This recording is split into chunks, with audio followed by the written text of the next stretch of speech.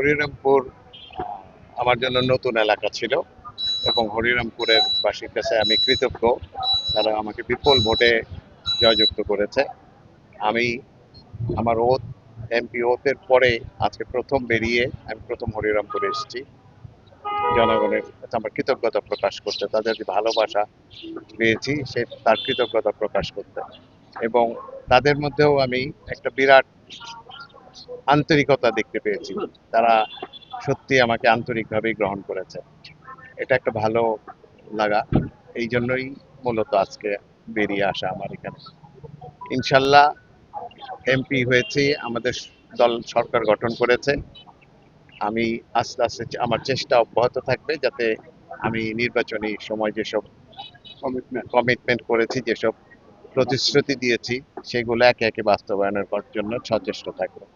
বিশেষ করে নদী ভাঙ্গন এবং বাঁধ নির্মাণের ব্যাপারটা আমি এটা নদী মন্ত্রী আমাদের নেতা এই অ্যানি সাহেবের সঙ্গে আলোচনা করব এবং এখানকার যে কর্তৃপক্ষ যারা অফিসার আছেন তাদের নিয়ে সামনে মিটিং করব যে এটা কিভাবে আগানো যায়। এ নিয়ে কাজ হবে, আপনাকে ইনশাল্লাহ কাজ হবে এবং আমি আশাবাদী আমি একটা ভালো কিছু করতে পারবো। এবং নদী ভাঙনে একটা স্থায়ী বাঁধ হওয়া দরকার। এবং দেখুন একটার থেকে এক চর দুই চর এরকম করে আছে। তা এখন তো এখানে ওই কি বলে যে শ্যালো নৌকা মানে স্টিম যে যন্ত্রচালিত নৌকা এছাড়া এখন পারাপারের অবস্থা নাই।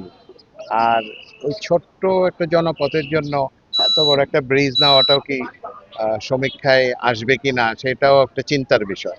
মানে আমরা যে উন্নয়ন করব কিন্তু এর সাথে সাথে এই উন্নয়নের রিটার্ন থাকতে হবে। তা আমি মনে করি আগে হরিরামপুরকে সেভ করাটা প্রায়োরিটিটা প্রথম হবে বাঁধ নির্মাণ। তারপরে যদি বাঁধ নির্মাণ হয় এবং দেখা যায় যে আর নদী ভাঙন হচ্ছে না তাহলে অন্য সব জিনিস চিন্তা করা যাবে। এবং আমি মনে করি এখানে একটি পর্যটন শিল্প হতে পারে। পর্যটন শিল্পর এই পদ্মার যে একটা ভাঙনের দিকে যেরকম পদ্মা ভয়াল, আবার পদ্মার একটা নৈসর্গিক সৌন্দর্য আছে। সেই নৈসর্গিক সৌন্দর্যকে কাজে লাগিয়ে একটা আপনারই হতে পারে কি বলে এই পর্যটন শিল্প গড়ে উঠতে পারে। এই ধরনের অনেক কিছুই হতে পারে, মাত্র শুরু। ইনশাল্লাহ সামনে দেখব কোনটার পর কোনটা আনা যায়।